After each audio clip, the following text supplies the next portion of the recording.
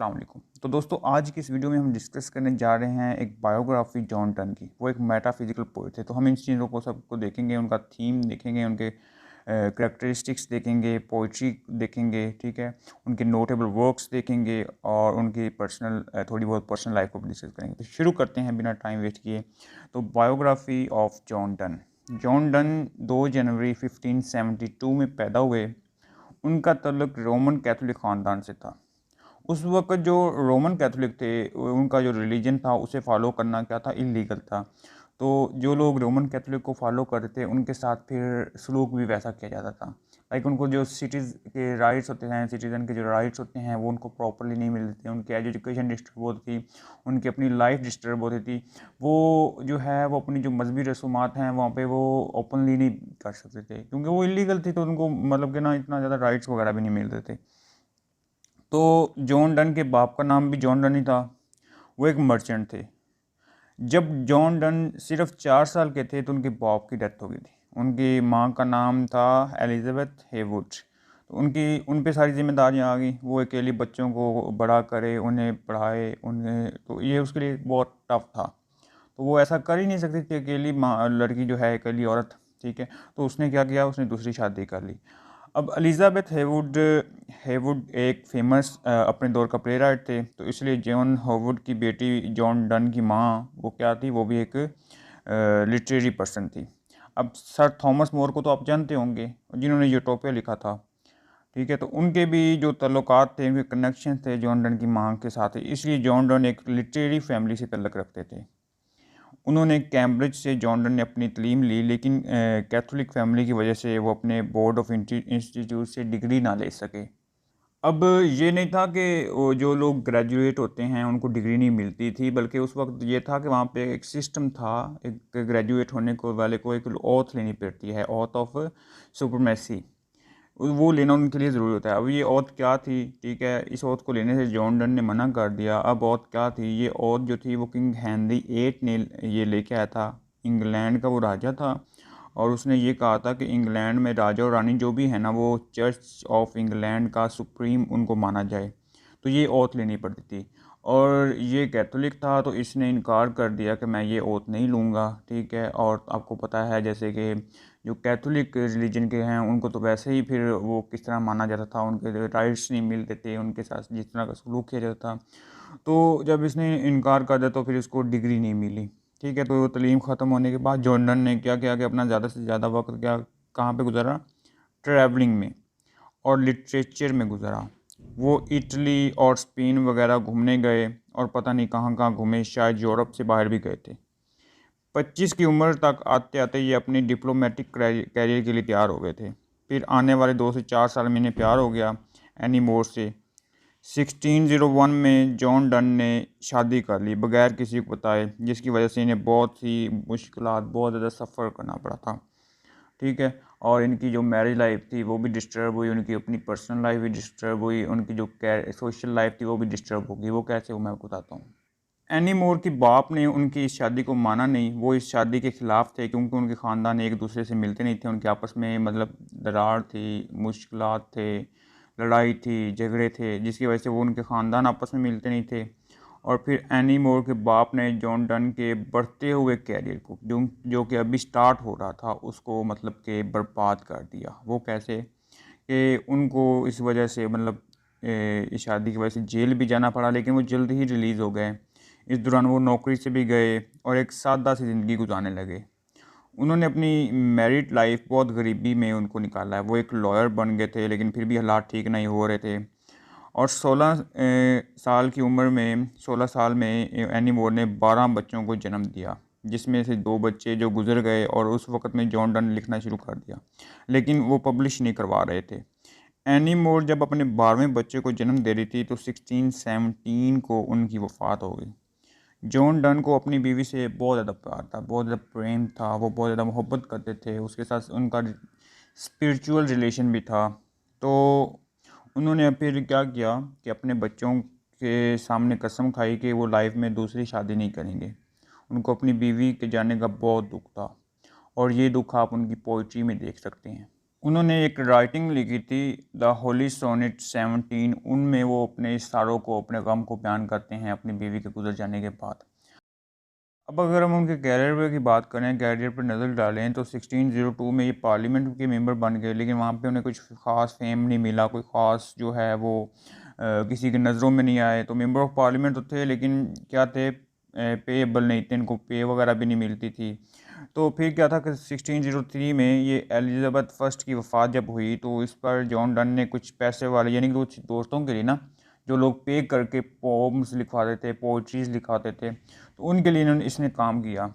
इन्होंने क्या किया कि उनको अपनी पोम्स लिख के देते थे जो उनकी रिक्वायरमेंट्स बनती थी, और उनसे पैसे ले लेते थे। तो ये काम उन्होंने स्टार्ट किया 1603 में।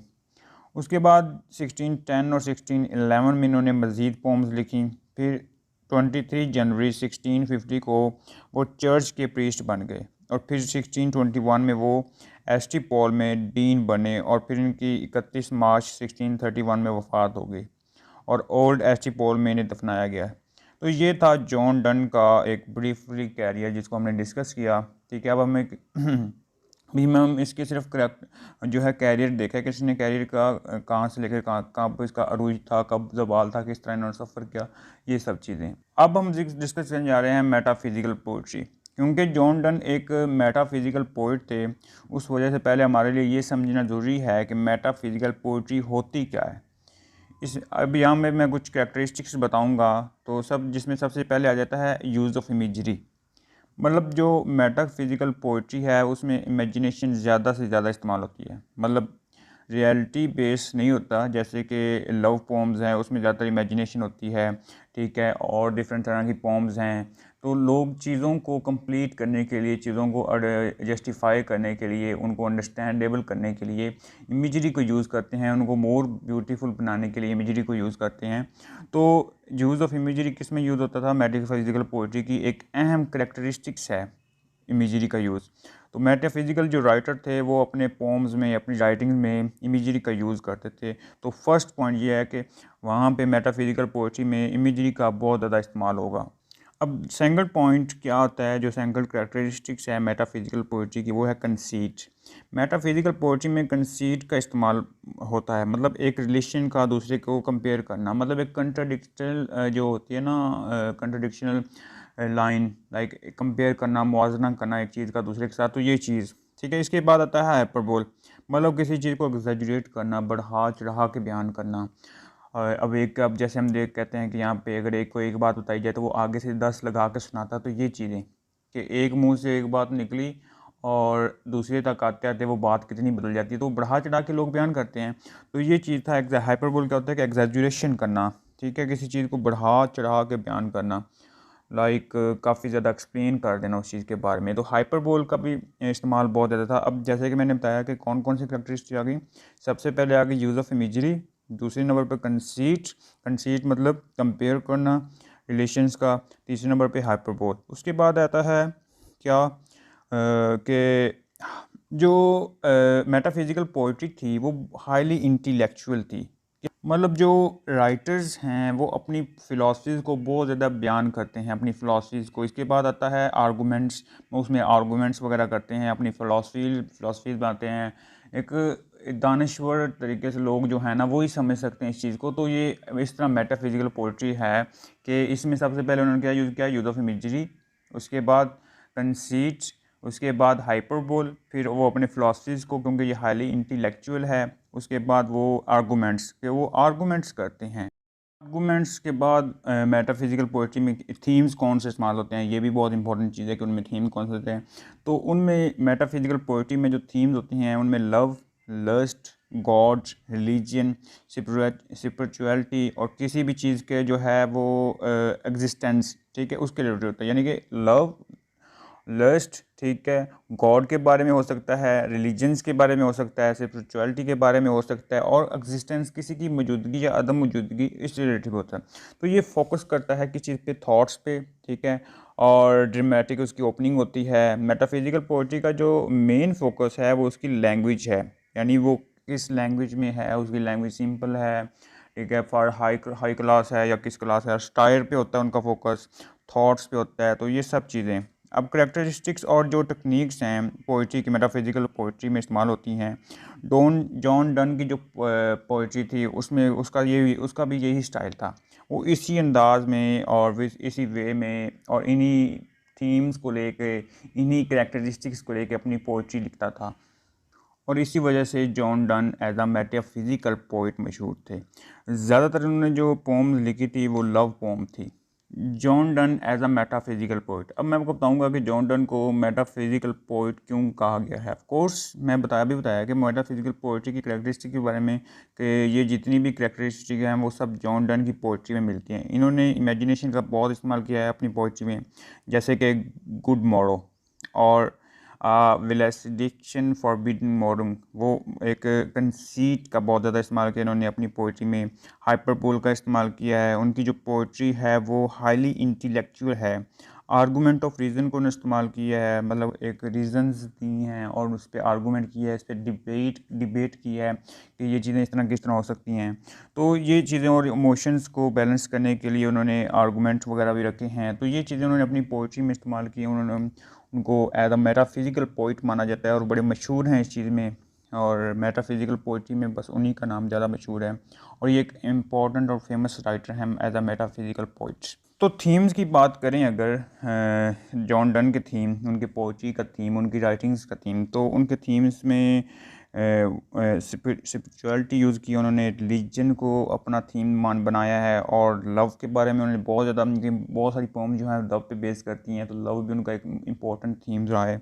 उसके बाद लस्ट, उनकी एक पोम भी इस पर बेस करती है। मैं आगे उसका जिक्र करूँगा कि वो किस तरह है। तो लस्ट को भी उन्होंने एक अपना थीम बनाया है। उसके बाद इमोशंस वगैरह, तो ये भी उसके थीम थे। अगर अब हम नोटेबल वर्क्स की उनकी बात करें तो जॉन डन की जो इम्पोर्टेंट काम हैं उनके बारे में बात कर लेते हैं। उनके इम्पोर्टेंट जो राइटिंग्स हैं उनमें कुछ इंपॉर्टेंट हैं। Good Morrow, sunrising, the flea, a valediction forbidding mourning, go catch the falling star. तो ये जॉन डन के इम्पोर्टेंट वर्क हैं। अब एक एक करके आपको डिस्क्राइब करता हूँ।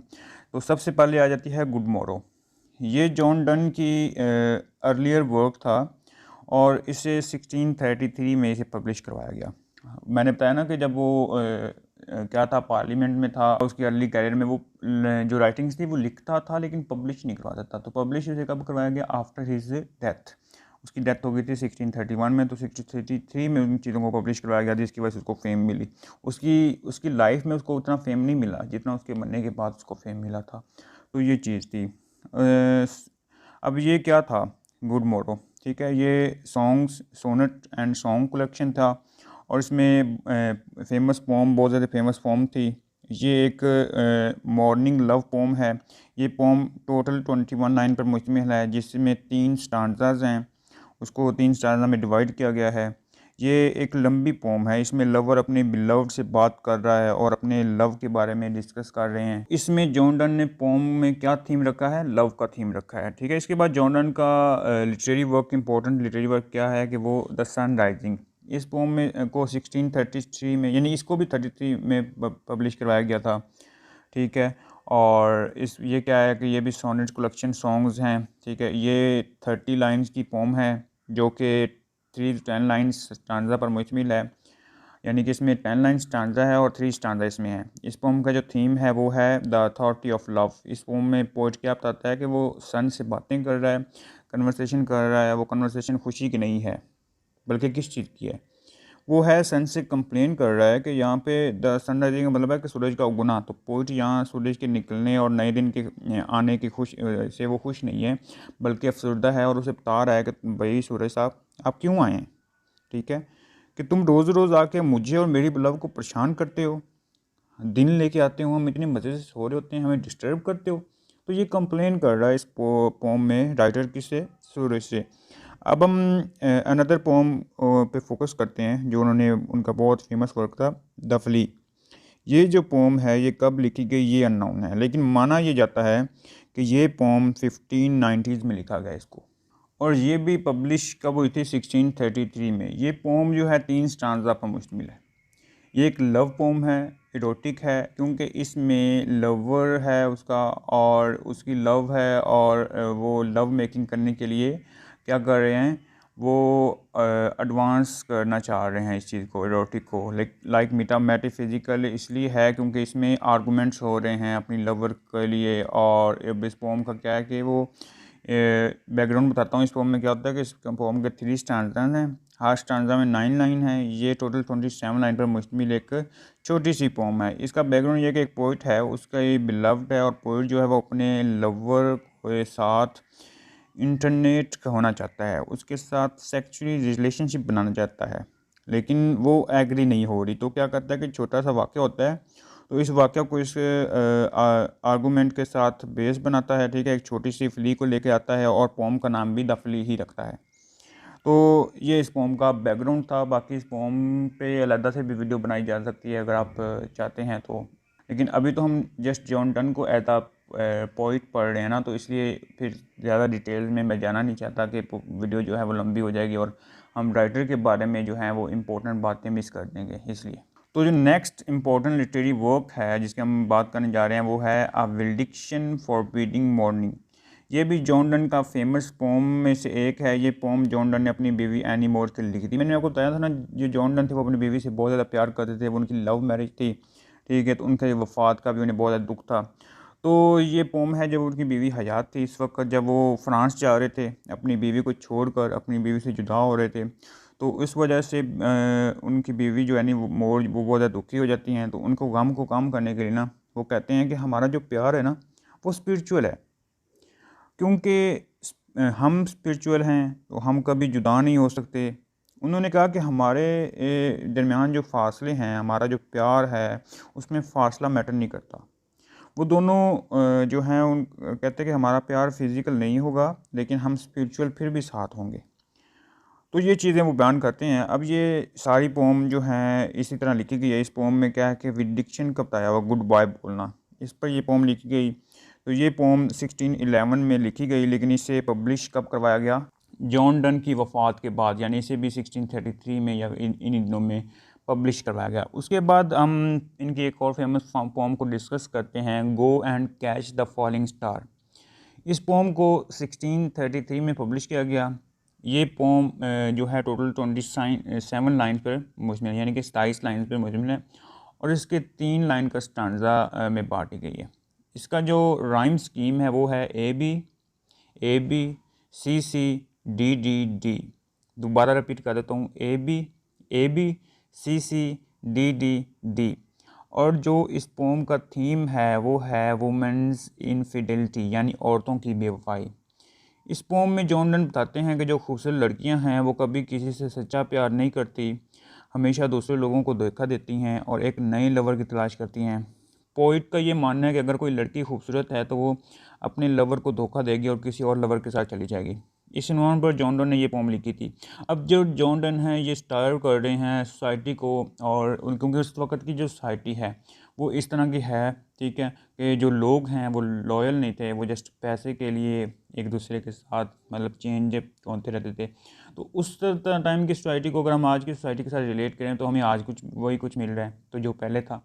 तो जॉन डन जो थे वो उस वक्त की स्टाइल उन्होंने लिखी थी ये पोम, ठीक है, और ये उनके सारे इंपॉर्टेंट वर्क्स थे। तो आज हमने जॉन डन को डिस्कस किया। तो जॉन डन के बारे में हमने क्या पढ़ा कि जॉन डन के हमने अर्ली कैरियर के बारे में देखा कि उनको पास ग्रेजुएशन की डिग्री नहीं थी। क्यों? क्योंकि वो रोमन कैथोलिक से बिलोंग करते थे, इसलिए उन्होंने वो ओथ नहीं ली थी। फिर हमने देखा कि उनको कैसे सफ़र करना पड़ा जब उनकी मैरिज हो गई, ठीक है, और लव लाइफ मैरिज थी तो उसको ससुर की तरफ से जो मुश्किलात सामना करना पड़ी उसको, उसके बाद उसकी बीवी की डेथ हो गई और वो अपने बच्चों के सामने उसने कसम खाई थी। उसके बाद जो उनकी राइटिंग्स थी जॉन डन की, जिनमें वो कौन सा थीम इस्तेमाल करते थे, लव वगैरह का, ठीक है। तो मेटाफिज़िकल पोइट्री के बारे में हमने पढ़ा। मेटाफिज़िकल पोइट्री क्या होती है? मेटाफिज़िकल पोइट्री में क्या क्या इस्तेमाल होता है कि इमेजिनेशन का यूज़ होता है, यूज़ ऑफ इमेजरी, इमेजिनेशन का यूज़ होता है। कंसीट, कंसीट क्या होता है? कंपेयर करना रिलेशंस को। हाइपरबोल का इस्तेमाल होता है, एग्जैजुरेशन करना चीज़ों को। उसके बाद जो मेटाफिज़िकल पोइट्री होती है वो हाईली इंटेलेक्चुअल होती है, और इसमें राइटर क्या कर यूज़ करता है? अपनी फ़िलासफ़ीज़ यूज़ करता है, आर्गूमेंट्स यूज़ करता है, आर्गूमेंट ऑफ रीज़न देता है। तो ये सारा, अभी उसके थीम क्या थे इस मेटाफिज़िकल पोइट्री के, कि उसमें लव था, लस्ट था, गॉड था, रिलीजन था, स्पिरिचुअलिटी थी और एग्जिस्टेंस थी। तो ये फोकस किस चीज़ पे कर रहा था, थॉट्स पे कर रहा था, ठीक है, ड्रामेटिक ओपनिंग पे कर रहा था। और उसके मेटाफिजिकल पोइट्री का जो मेन फोकस था उसकी लैंग्वेज पे था, स्टाइल पे था, थॉट्स पे था। तो यही सारी करैक्टरिस्टिक्स मेटाफिजिकल पोइट्री की थी और यही सारी करैक्टरिस्टिक्स कौन यूज़ कर रहा था, जॉन डन अपनी पोइट्री में यूज़ कर रहा था। और जॉन डन इन्हीं वजह से फेमस हुआ और यही उसकी पोइट्री का मेन थीम बना। तो ये था आज का हमारा टॉपिक। आज का हमारा टॉपिक था जॉन डन की बायोग्राफी, ठीक है। और उसमें हमने तमाम चीज़ें कवर की। एज अ मेटाफिजिकल पोइट हमने इसको पढ़ा। उम्मीद करता हूँ आपको ये वीडियो पसंद आई होगी। अगर पसंद आई है तो कमेंट करके लाजमी बताइएगा। शुक्रिया। अल्लाह हाफिज़।